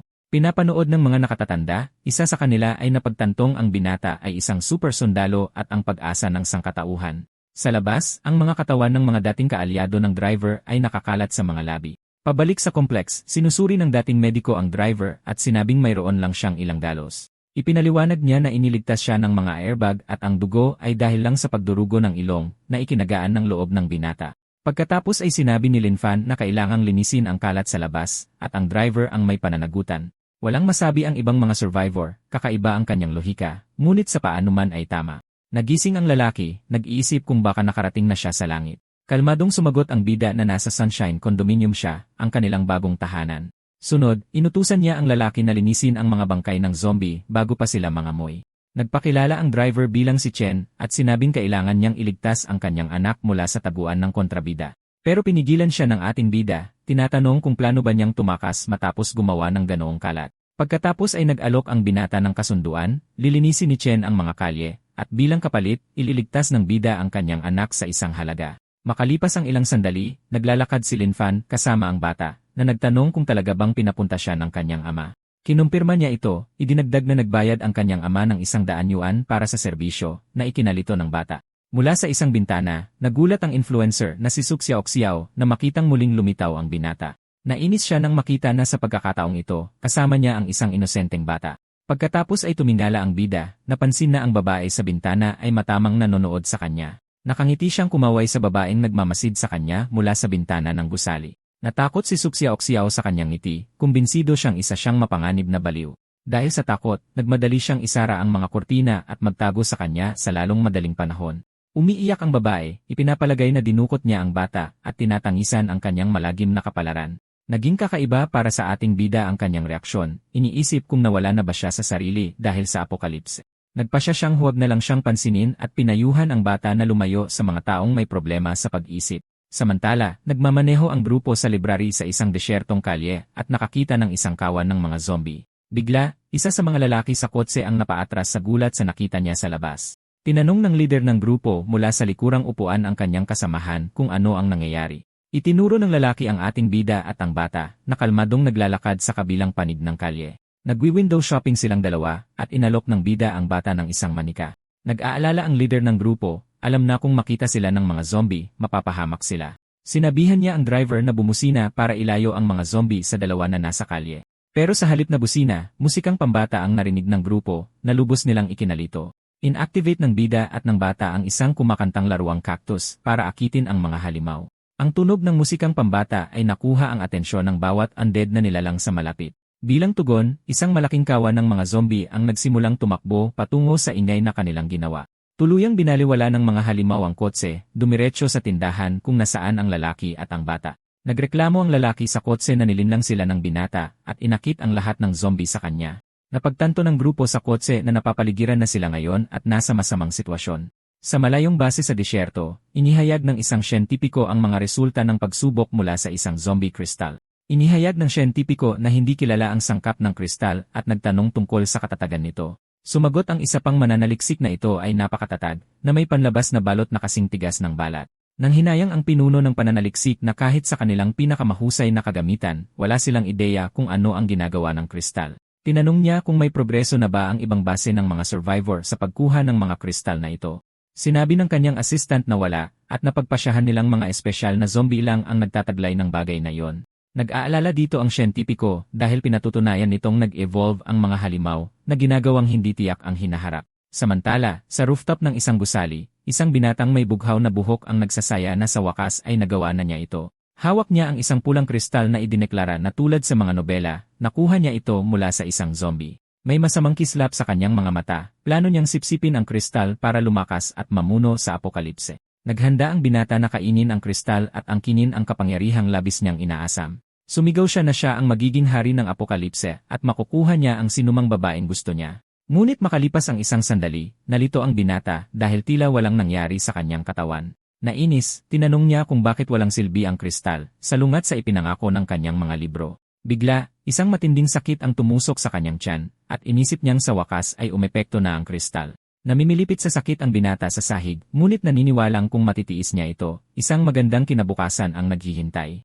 Ilang sandali pa, nagsimula siyang marahas na magbuga ng maraming dugo mula sa kanyang bibig. Nakahiga sa sahig, umiiyak siya at sumisigaw na hindi ito maaaring mangyari, ayaw niyang mamatay ng ganito. At kaya, ang ambisyosong lalaki ay sumapit sa kanyang malagim na wakas, nag-iisa sa bubong ng abandonadong gusali. Pabalik sa Sunshine Condominium, muling nagsama ang isang ama at kanyang anak at sila'y emosyonal na nagyakapan. Nag-alala ang ina ni Fei Fei nang makitang si Lin Fan ay puno ng dumi, ngunit tiniyak niya na dugo lang ito ng zombie.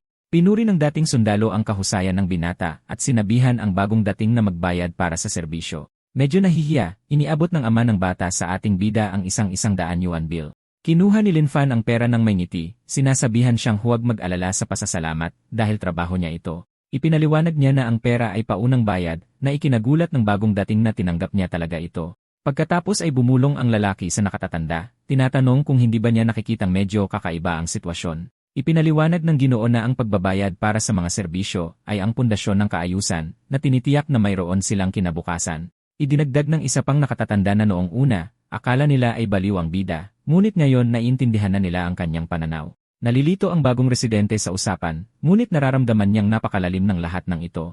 Bigla, isang malakas na tunog ng orasan sa Tor ang umalingaw sa buong lungsod, na nakakuha ng atensyon ng lahat. Nakilala ng grupo ang tunog, hinuhulaan na may nag-ayos nito para akitin ang mga zombie. Pinuri ng isa sa mga matatandang mag-asawa ang mabuting gawa ng survivor, sinasabing may pag-asa pa.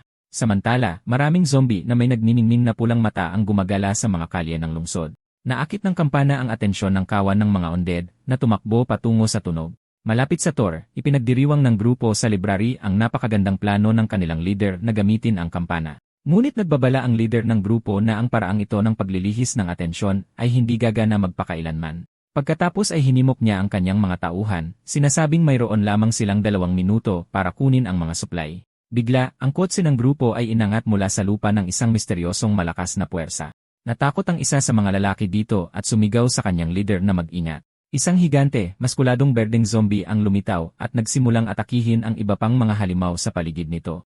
Walang kahirap-hirap na inihagis ng halimaw ang mas maliliit na zombie sa tabi para maglinis ng daan. Ang higanteng berdeng halimaw ay pagkatapos ay tumalon ng buong lakas patungo sa Tor ng orasan. Sa hindi kapanipaniwalang liksi, nagsimulang akyatin ng nilalang ang gusali para maabot ang tuktok. Pagdating sa tuktok, nagpakawala ng galit na unggol ang mutant na zombie, handang sirain ang lahat ng makita. Walang pag-aalinlangan, sinuntok ng halimaw ang Tor ng orasan nang may matinding lakas, winasak ito. Ang tuktok ng Tor ay sumabog at ang orasan ay tumalsik mula sa impact. Nakahiga sa lupa, gulat na nanonood ang grupo sa library, ang kanilang plano ay ganap na nasira. Nawalan ng lahat ng pag-asa ang leader ng grupo, nag-iisip kung tunay bang makakatagal ang sibilisasyon. Sa kondominium, isa sa mga residente ang nanghinayang na ang pag-asang dala ng kampana ay biglang naglaho. Ngunit iginiit ng dating sundalo na hindi sila dapat sumuko dahil mayroon pa ring tunay na pag-asa. Pagkatapos ay ipinaliwanag niya sa bida na ang pag-asa ay dapat hanapin at pagkatapos ay ipakita sa iba. Ipinagpatuloy ng Ginoo ang kanyang talumpati, sinasabing dapat pag-isahin ng isang leader ang lakas ng lahat upang makamit ang tagumpay. Lubos na nalito ang bida at inamin na wala siyang naintindihan kahit isang salita sa sinabi ng matanda. Napagtantong hindi gagana ang lohika, nagpa siya ang nakatatanda na kailangan niyang magsalita sa wikang maiintindihan niya. Inalok niya ang binata ng isang part-time na trabaho na kumikita ng pera sa pamamagitan ng paghahanap ng mga survivor. Nagliwanag ang mga mata ng ating bida sa pagkakaroon ng trabaho at agad niyang tinanggap ang alok. Tuwang-tuwa sa pagkakataong kumita ng pera, nagmadali siyang umalis upang simulan ang kanyang bagong misyon. Nagpahayag ng pag-aalala ang asawa ng nakatatanda, ngunit tiniyak niya na napakalakas ng binata na parang hindi na ito tao. Habang nakatingin sa langit, napagtanto ng dating sundalo na baka lang, si Linfan na ang huling pag-asa ng sangkatauhan. Habang naglalakad, biglang may naramdaman ang bida na kakaiba at huminto sa gitna ng kalye. Isang mabilis na kotse ang dumaan sa kanya at humanga ang binata sa astig na sasakyan. Mula sa kotse, isang binatang may lilang buhok ang nag-anyaya sa kanya na sumama para sabay silang mabuhay. Ngunit tinanggihan ng ating bida ang alok, sinabing nagtatrabaho siya at mayroon ng matutuluyan. Pinaharurot ng driver ang sasakyan at umalis, iniwan ang binata. Pinanood lang ni Linfan ang pagkawala ng kotse, walang pakialam sa sitwasyon sa paligid niya. Nagtanong ang babae sa kotse kung iwan na lang ba nila siya doon, pero sabi ng driver ay tumanggi siya sa tulong. Sa rearview mirror, nakita niya ang binatang mag-isa at naramdaman niyang maaaring maging problema ito sa kanilang grupo. Biglang lumitaw ang isang kawan ng mga zombie at napansin ng bida na mas mabilis na silang kumilos kaysa dati. Nagbulong siya na kailangan niyang lipulin ang mga halimaw para makakuha ng puntos at inihanda ang sarili sa laban. Hawak ang kanyang espada, hinarap ng ating bida ang kawan ng mga zombie, madali silang pinuksa. Habang tinitingnan ang mga bangkay sa lupa, napagtanto niyang nag-evolve at lumalakas ang mga halimaw. Biglang lumingon ang bida, naramdaman niyang may hindi tama sa lugar. Pagkatapos ay may nakita siyang senya sa bintana ng gusali, at nalaman niyang hudyat ito ng paghingi ng tulong. Sa loob ng apartment, isang babaeng nagngangalang So Won ang nagtatago, takot na takot sa kung anuman sa labas. Naalala niyang narinig ang boses ng kanyang ahente sa pinto, ngunit kasama nito ang nakababatang kapatid. Tinititigan siya ng kapatid ng kanyang ahente ng kakaiba, at alam niyang may masama itong balak sa kanya. Umiiyak ang babae sa pag-iisip sa kanyang sitwasyon, ngunit alam niyang tama ang kanyang kutob tungkol sa panganib. Sa labas ng hallway, tinatawag siya ng isang lalaki, nagtatanong kung hindi pa rin ba niya bubuksan ang pinto. Isang babae sa tabi niya ang nagrereklamo tungkol sa lalaki, tinawag siyang nakakadiri at napansin ang nakakakilabot nitong ngiti. Naiinis na ang binata sa nakakandadong pinto at sa matigas na pagtanggi ng babae na buksan ito. Pagkatapos ay inasar niya ito sa pag-arting inosente, sinasabing sa apokalipse walang santo. Biglang pinatahimik ng lalaki ang babae, sinabing may narinig siyang ingay sa labas. Nagtanong ang kasamahan niya kung zombie ba yon, pero sinabi ng binata na hindi niya alam at kailangan nilang tingnan. Sa sandaling iyon, may kumatok sa pinto ng apartment 1,705 na nakakuha ng kanilang atensyon. Sa loob, nanginginig sa takot si Suawan, sumisigaw na lumayo ang kung sinumang nasa labas. Nagalit siya sa pag-aakalang ito ang manyak kanina, at dinamdam ang kanyang kamalasan sa apokalipse na ito. Sa labas, narinig ng bida ang mga sigaw at nag-isip kung napapahamak ba ang tao sa loob. May determinadong tingin, nagpasya siyang hindi pwedeng manood lang, kailangan niyang gumawa ng paraan. Walang pag-aalinlangan, sinipa ng ating bida ang security door sa isang tumpak na sipa. Lubos na nagulat ang babae sa biglaang paglitaw ng binata sa kanyang apartment. Sinabi niyang huwag kabahan, ngunit ang babae, na may hawak na kutsilyo, ay malayo sa pagiging kalmado. Habang nakangiti, nakilala siya ng bida bilang isang dance streamer na dati niyang pinapanood. Ngunit nagpanik ang babae, nagbantang sasaktan ang sarili kung hahakbang pa ito palapit sa kanya. Naalala niya ang isang pelikulang napanood at napagtantong maaaring mangyari rin sa totoong buhay ang mga nakakatakot na bagay. Sinubukang magpaliwanag ng binata, sinabing nakita niya ang distress signal niya at pumunta para tumulong dahil trabaho niya ito. Nagdududa ang babae, kinuwestiyon kung kaya ba ng isang normal na tao na sirain ang isang security door. Nang makita ang kanyang pagdududa, nagdiwang ang ating bida sa isip, na pagtantong nagsisimula ng bumigay ang kanyang depensa. Nagpasya siyang kailangan niyang samantalahin ang pagkakataon at kumbinsihin itong magtiwala sa kanya. Naglabas ng flyer ang binata, inirekomenda ang Sunshine Condominium bilang magandang lugar na lipatan. Inilarawan niya ang isang komunidad na puno ng mabubuting tao, tulad ng mga retiradong doktor at engineer. At bilang panghuli, binanggit niya ang outdoor event at ang hardin na sila mismo ang nagtanim. Pagkatapos ay idiniin niya ang pinakamahalagang bahagi, ang upa ay napakamura para sa lahat. Natulala ang babae sa sales pitch, nakatingin sa kanya na may lubos na pagkalito. Habang nakangiti, napagtanto niyang gumana ang kanyang plano at sa wakas ay bumaba na ang depensa nito. Sinabi ng binata na naintindihan niya ang takot nito at kahit sa apokalipse, mayroon pa ring kabutihan sa pagitan ng mga tao. Dahan-dahan niyang kinuha ang kamay ng babae, hinihiling na ibaba ang kutsilyo at kumalma ng kaunti. Pagkatapos ay ibinigay niya ang flyer, sinabing tingnan ng mabuti ang alok. Kinuha ng streamer ang papel, tinitigan ito na may ekspresyon ng lubos na hindi paniniwala. May pagdududa, tinanong niya kung sino talaga ito at kung ano ang tunay na gusto nito sa kanya. Ipinaliwanag ng ating bida na isa siyang real estate agent at kung hindi siya masaya, mayroon siyang ibang mga opsyon na maipapakita. Inanyayahan niya itong umupo, nagdiriwang na nakapasok na siya habang nag-aalinlangan pa ito. Umupo silang dalawa at ipinakita niya ang floor plan para sa isang apartment na nagkakahalaga ng 1,500 kada buwan. Pagkatapos ay naalala niya na ang dating umuupa ay isang dalaga na namatay sa unang araw pa lang. Nagtanong ang babae kung nasa tamang pag-iisip ba siya, at ang binata, na irita, ay nagtanong kung iniinsulto ba siya nito. Bago siya makaalis, pinigilan siya nito at humingi ng paumanhin, sinabing hindi niya intensyong saktan ang damdamin nito. May seryosong ekspresyon, tinanggap ng bida ang kanyang paumanhin at tinitigan siya ng mabuti. Pagkatapos ay sinabi niyang gusto lang niyang tingnan kung palagi ba itong kumikilos ng pabigla-bigla na nagpamula sa kanya. Muling humingi ng paumanhin ang streamer, iginiit na hindi niya intensyong insultuhin ito, at lahat ay isang hindi pagkakaunawaan. Nagtanong ang binata, hindi ba't ang mga tunay na abnormal ay ang mga taong tinalikuran na ang lahat ng batas at sentido komun?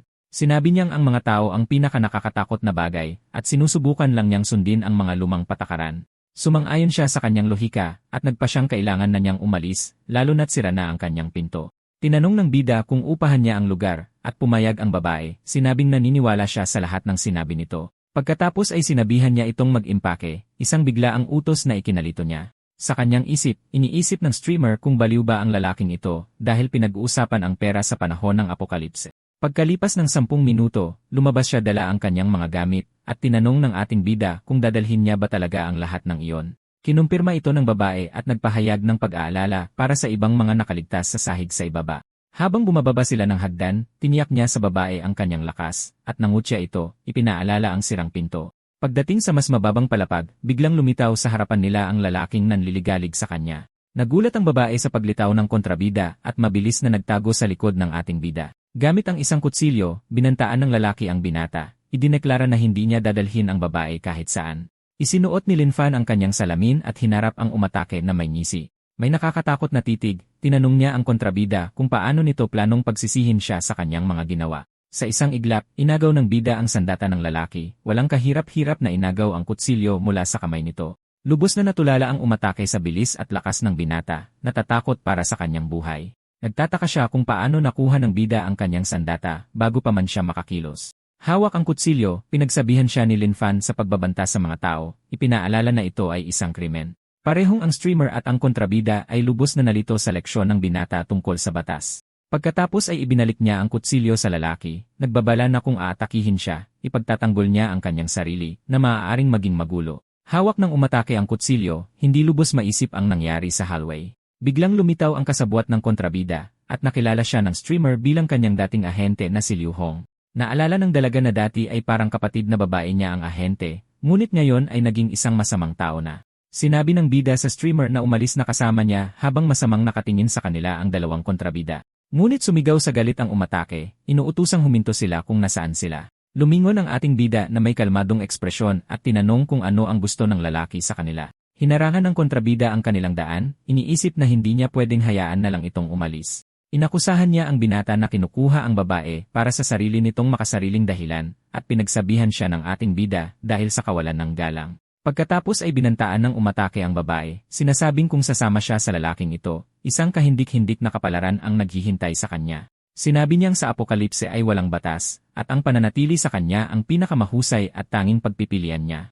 Sumagot ang streamer na mas gugustuhin pa niyang harapin ang katapusan kaysa makasama ito at sinabihang tumigil na sa pangangarap. Nagalit ang lalaki, sinisisi ang bida sa pagsira ng kanyang mga plano sa babae. Sa galit, sumugod ang kontrabida gamit ang kutsilyo para atakihin ang ating bida at tapusin siya ng tuluyan. Nang makita ito, nagpanik ang streamer at sumigaw na mag-ingat ang bida. Nanood ang ahente, iniisip na ito ang perpektong pagkakataon para sa kanyang kapatid na patayin ang lalaki. Ngunit walang kahirap-hirap, isang malakas na sipa ang pinakawalan ng ating bida sa umatake na nagpatilapon dito. Tumama ang lalaki sa isang salaming pinto na nabasag sa pagtama. May malamig na tingin, sinabi ng bida na hindi niya ito kasalanan, ito ay purong pagtatanggol sa sarili. Nagulat ang babae sa kanyang lakas, napagtantong natalo niya ang kontrabida sa isang iglap. Walang bahala sa sitwasyon, sinenyasan lang ng ating bida na sumunod ito para makaalis na sila.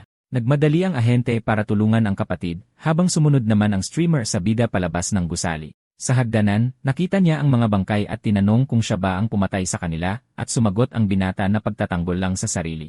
Takot na takot ang streamer sa nakita, napagtantong mas malakas pala ang binata kaysa sa kanyang inaakala. Tinanong siya ng babae para kumpirmahin ang kanyang trabaho, at inulit niyang isa lang siyang empleyado. Tinitigan niya ito, iniisip kung isa lang ba talaga siyang karaniwang real estate agent. Habang naglalakad, ipinaliwanag niyang ang pangunahing trabaho niya ay maging security guard para mapanatili ang kaayusan.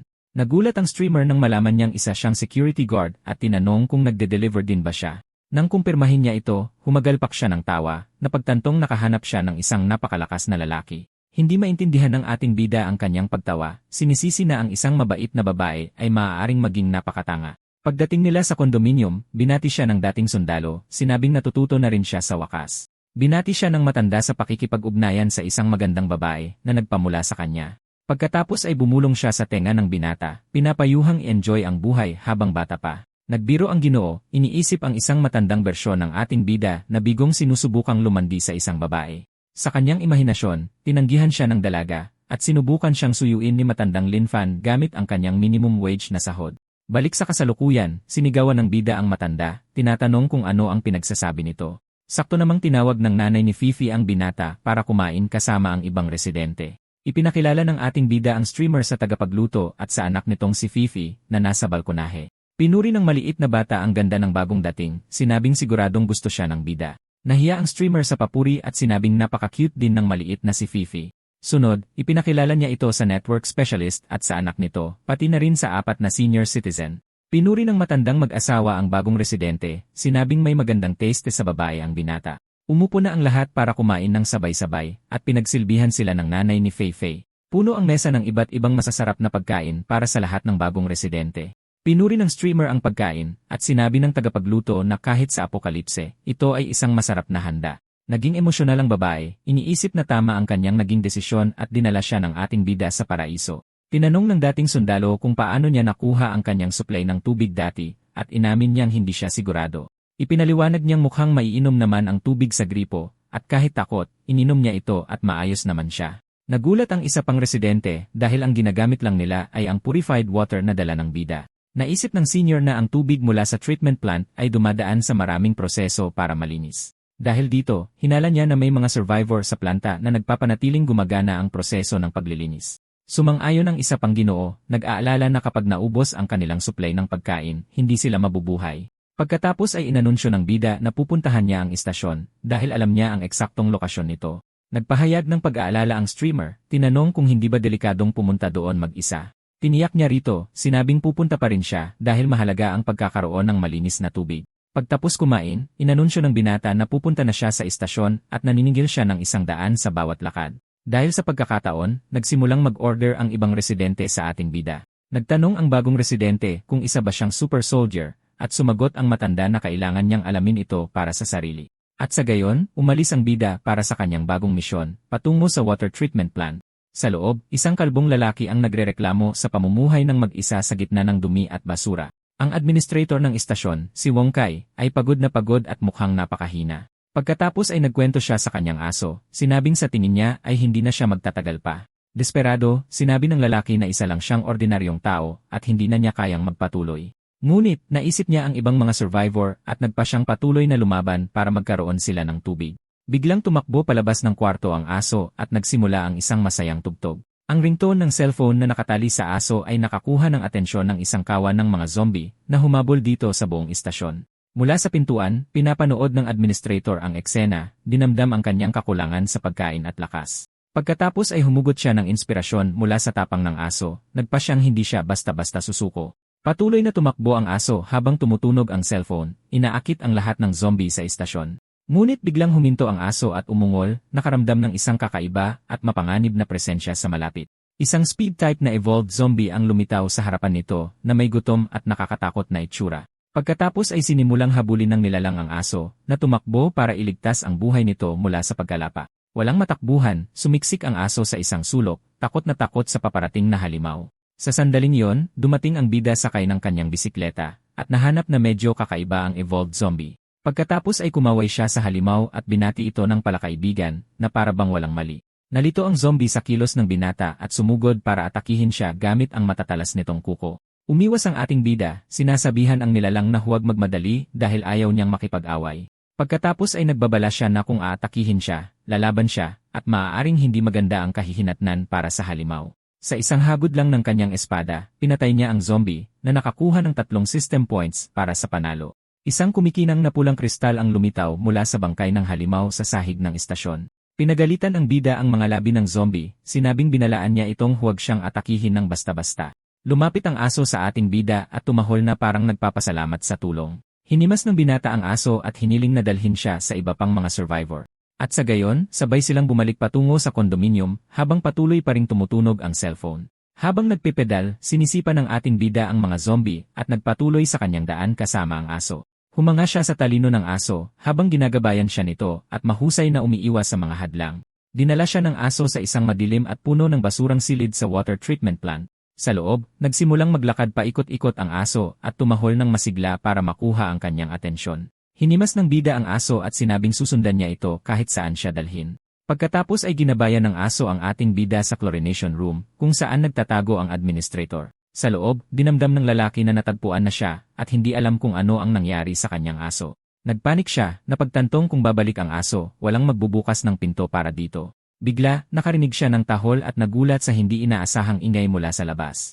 Akala niya'y naghahalusinate siya, iniisip na imposible na nandoon ang aso. Sakto namang may boses na tumawag sa kanya at nawalan siya ng pag-asa sa pag-aakalang lumalakas ang kanyang hallucination. Ang pinto ay biglang nasira mula sa bisagra nito nang may malakas na puwersa, nagkalat ang mga piraso kahit saan. Pumasok ang bida, ipinakilala ang sarili bilang isang mabait na lalaki na naghahanap lang ng mga survivor. Umiyak ang lalaki, kumbinsidong ito ay isang hallucination dahil siguradong nakapasok na ang mga zombie. Pagkatapos ay inalo siya ng ating bida, tinitiyak na ligtas na siya ngayon at wala nang dapat ikatakot. Dahil sa matinding emosyon, niyakap siya ng lalaki at umiyak sa ginhawa, sa wakas ay nailigtas. Pagbalik sa kondominium, kumain ng totoong pagkain ang administrator, pinupuri ang lasa nito. Nag-uusap ang dalawang batang babae, at nagbiro ang isa na siya ang muling pagkakatawang tao ng isang rice ball. Pagkatapos ay tinanong ng bida si Fei Fei kung bakit niya tinatawag na ate ang isa pang babae gayong mas matanda siya. Bumulong ang maliit na bata sa kanyang tenga na ang isa pang babae ay ganap ng napaamo. Nalito ang aso dahil ang amo niya ay masayang kumakain ng kible kasama siya kaninang umaga lang. Humingi ng paumanhin ang administrator, sinabing sobrang gutom lang niya kaya napasobra ang kain. Inalo siya ng tagapagluto, sinabing isang biyaya ang makakain at hindi siya dapat mag-alala. Pinasalamatan siya ng dating sundalo para sa kanyang trabaho sa istasyon at sinabi ng lalaki na tungkulin lang niya yon. Pagkatapos ay pinuri siya ng Ginoo sa pagliligtas sa lahat dahil ang tubig ang pinakamahalagang yaman sa apokalipse. Inanyayahan siya ng bida na lumipat sa kondominium at sinabing hahanapan niya ito ng lugar. Lubos na nalito ang lalaki sa alok, hindi maintindihan ang sinasabi ng binata. Ipinaliwanag ng senior na ang ating bida ay nasa negosyo ng pagpapaupa at normal dito ang pagbabayad para sa mga serbisyo. Sabi ng administrator, naiintindihan niya pero hindi niya maintindihan ang lohika ng komunidad na ito. Sinabi sa kanya ng nanay ni Fei Fei na masasanay din siya at si Mr. Wong ang pinaka-nakakaintindi sa bida. Pinuri siya ng matanda sa kanyang katapangan, sinabing dahil dito ay gustong-gusto niya ang bagong residente. Naalala niya ang isang mahiyain na kasama sa digmaan na nagsakripisyo para iligtas ang lahat. Sa isang kritikal na sandali, tumakbo ang sundalo dala ang isang bomba at mag-isang pinasabog ang tangke ng kalaban. Sinabi ng Ginoo na napagtanto niyang ipinapakita ng mga tao ang kanilang tunay na katapangan kapag pinakakailangan. Napagtanto ng administrator na ang matanda ay isang uri ng life mentor at nakinig siya ng mabuti. Inalok siya ng bida ng apartment sa halagang 1,400 kada buwan at tinanong kung paano siya magbabayad. Nahiya ang lalaki, inaming wala siyang pera dahil wala na itong halaga sa apokalipse. Sinabi ng matanda na sasagutin niya ang renta at babayaran na lang siya ng administrator mula sa kanyang sahod. Naguluhan ang lalaki, nagtataka kung saan manggagaling ang kanyang sahod sa gitna ng katapusan ng mundo. Iniba niya ang usapan, tinanong ang binata kung alam nito kung paano haharapin ang mga zombie ng lungsod. Ngumiti ng may kumpiyansa ang bida at sinabing napakalakas niya at alam na yon ng lahat dito. Kinumpirma ng dating sundalo ang sinabi ng binata at nanood ang administrator na litong-lito pa rin. Dahil dito, tumango rin bilang pagsang-ayon ang mga kababaihan sa komunidad na nakangiting sumusuporta. Naisip naman ng streamer na higit pa siya sa malakas, isa siyang ganap na halimaw. Pagkatapos ay hiniling ng administrator sa bida na samahan siya sa istasyon araw-araw para mag-inspeksyon. Pumayag ang binata ng walang problema at sinabing papunta na siya sa kanyang silid dahil wala nang ibang gagawin. Tinanong niya ang Ginoo kung sino ang binatang iyon at sumagot ang nakatatanda na siya at silang lahat ay mga bayani. Hinikayat ng dating sundalo ang lahat na magtulungan upang mapabuti ang kanilang komunidad para sa hinaharap. Samantala, sa base sa disyerto, ipinagpatuloy ng mga siyentipiko ang kanilang pananaliksik sa mga zombie. Iniulat ng isang mananaliksik na ang datos mula sa ibang mga base ay walang naipakitang epekto mula sa mga kristal. Isiniwalat ng isang siyentipiko na isang sundalo ang nagboluntaryo para sa isang eksperimento, ngunit hindi ito naging matagumpay. Nagsimulang kumulo mula sa loob ang sundalo at hindi tumagal ng higit sa 3 minuto sa pagsusuri. Ang konklusyon niya ay hindi kaya ng katawan ng tao ang kristal at nagpakita siya ng buod ng mga uri ng zombie. Ang una ay ang strength type, na kayang bumuhat ng 2 toneladang kotse at hindi tinatablan ng karaniwang bala. Ang pangalawa ay ang speed type, na kayang tumakbo ng 150 kilometro bawat oras nang hindi napapagod. Ang pangatlo ay ang screamer type, na naglalabas ng tunog na 120 decibels na nagdudulot ng sakit at pagduduwal. Nagbabala ang mananaliksik na kung umabot sa 160 decibels ang tunog, maaari nitong mabasag ang mga eardrum. Nalungkot ang punong siyentipiko sa sitwasyon, iniisip kung may pag-asa pa bang natitira sa sangkatauhan. Sa ibang lugar sa lungsod, ilang mga zombie na may kakaibang anyo ang gumagala sa mga abandonadong kalye. Mula sa isang bintana, inoobserbahan ng isang sundalong nagangalang Gu Hayong ang sitwasyon sa labas gamit ang largabista. Nakatira siya sa kanyang apartment kasama ang 5 pang nakaligtas, isang buntis at ang asawa nito. Nagtanong ang asawa ng babae kung kamusta ang sitwasyon, at sinabi ng sundalo na hindi maganda ang kalagayan. Pagkatapos ay tinanong niya ang tungkol sa kanyang asawa, at sinabi ng lalaki na maayos na siya ngunit malapit ng manganak. Pinayapa siya ng sundalo, sinabing huwag mag-alala dahil nandyan siya para tumulong sa anumang kailangan. Nag-aalala siya dahil mapanganib ang panganganak sa panahon ng apokalipse at maaaring makahikayat ng maraming zombie. Nagpasya ang sundalo na lumabas para kumuha ng mga supply at nag-alok ang kanyang kaibigan na sumama sa kanya. Pinakiusapan siya ng lalaki na mag-ingat, sinabihang tumakas kung makakatagpo siya ng anumang zombie. Binalaan siya ng kanyang kaibigan tungkol sa alamat ng isang lalaking may espada na gumagala sa mga kalye ng lungsod. Ipinaliwanag niya na tinatawag siya ng lahat na immortal na multo ng apokalipse dahil sa kanyang lakas at tapang. Nalito ang sundalo sa kwento, hindi maunawaan ang kombinasyon ng mga kakaibang salita. Pabalik sa kondominium, ginagawa ng bida ang kanyang araw-araw na gawain ng pagpapatrolya at pagtatrabaho. Pinapanood siya ng dating sundalo, iniisip na siya ang pinakaabala sa kanilang lahat at marahil ang kanilang huling pag-asa. Ang retiradong guro ay tinutulungan ang 2 batang babae na sagutan ang isang problema sa math. Ang nanay ni Fei Fei ay tumutulong sa matandang babae sa hardin na nagpapasalamat sa dagdag na tulong. Pagkatapos ay nilapitan ng streamer ang bida, sinimulan ang isang usapan habang siya ay naglalakad. Hiniling niya na huwag itong maging formal sa kanya at pumayag ang binata ng may ngiti. Tinawag siya ng bida sa isang cute na palayaw na ikinapula niya. Tinanong ng babae kung naniniwala siyang babalik sa normal ang lungsod, tulad ng sinabi ni Mr. Wong. Inamin niya na dati, hindi siya maniniwala, ngunit pagkatapos silang makilala, mayroon na siyang pag-asa ngayon. Ngumiti ang binata, sinabing alam na niya ang sagot at pananampalataya lang ang kailangan para magtagumpay. Tinanong niya kung bakit siya nagtatrabaho para sa pera sa gitna ng apokalips. Ipinaliwanag niya na natatakot siyang hindi na makapag-adjust sa normal na buhay kapag bumalik na sa dati ang lahat. Ngumiti siya at tinanong kung may girlfriend ito, at prangkang sumagot ng hindi ang bida. Inalok ng babae ang kanyang sarili, tinanong kung naisip na ba niyang makipag-date, ngunit tinanggihan siya nito. Gulat sa pagtanggi, hindi siya nakapagsalita, hindi maintindihan kung ano ang nangyari. Pagkatapos ay nangatwiran siya na napakabata pa niya, 20 taong gulang pa lamang. Nagpaalam ang ating bida, inanunsyo na alis siya para linisin ang mga zombie sa kapitbahayan para maging mas ligtas ang lungsod. Napagtanto niya na may ambisyon itong linisin ang buong lungsod at hinangaan ang kanyang pananaw sa hinaharap. Sa di kalayuan, pinapanood ng influencer na si Suxiao ang ating bida mula sa bintana ng isang abandonadong cave. Nagtataka siya kung bakit hindi ito takot sa mga zombie at kung may alam itong paraan para maiwasan sila. Nakita siya ng bida at naisip na ang mga problema sa pag-iisip ay mahirap gamutin sa pamamagitan lamang ng gamot. Nagpasya siyang linisin ang mga zombie sa mga kalapit na tindahan para makatulong sa paggaling ng babae. Mula sa kanyang bintana, nagpanik ang influencer nang makita niyang hinugot nito ang espada sa pag-aakalang atakehin siya. Naalala ng ating bida ang pangako niya at nagpasyang kailangan niya itong ngitian araw-araw. Pagkatapos ay nagpakita siya ng isang malapad at nakakatakot na ngisi sa direksyon ng babaeng nanonood mula sa malayo. Sa sobrang takot ng babae sa kanyang ngiti ay napatumba ito paatras, sigurado na may masamang intensyon ito.